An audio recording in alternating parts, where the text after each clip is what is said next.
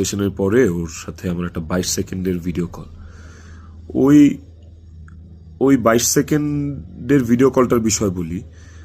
ও আমাকে কল দিচ্ছে, আমি ফোনটা ধরছি, ধরার পর ও আমাকে বলছে যে আমার শেষবারের মতো দেখে না, আমার আর জীবনে কোনোদিন দেখবি না।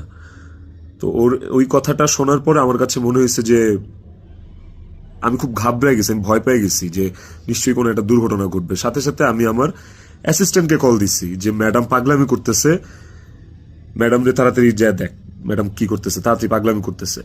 ওই অ্যাসিস্ট্যান্টের সাথে কথা বলার সময় আমার ফোনে ওই কথা বলা অবস্থাতে আরেকটা ভিডিও কল আসছে। অ্যাসিস্ট্যান্টকে আমি হোয়াটসঅ্যাপে কথা বলতেছিলাম, মেসেঞ্জারে আমার ভিডিও কলটা আবার আসছে ইকরার থেকে। তো অ্যাসিস্ট্যান্টের সাথে কথা বলতে বলতে ওই কলটা রিসিভ করতে পারি নাই। অ্যাসিস্ট্যান্ট ততক্ষণে ম্যাডামের ওখানে গেছে, আর আমার কলটা যেহেতু আমি ধরতে পারি নাই, তারপর আমি অ্যাসিস্ট্যান্টের সাথে কথা শেষে আমি নিজে কল ব্যাক করছি। তারপর আর ওই কল ওখান থেকে আর কখনো রিসিভ হয় নাই। তো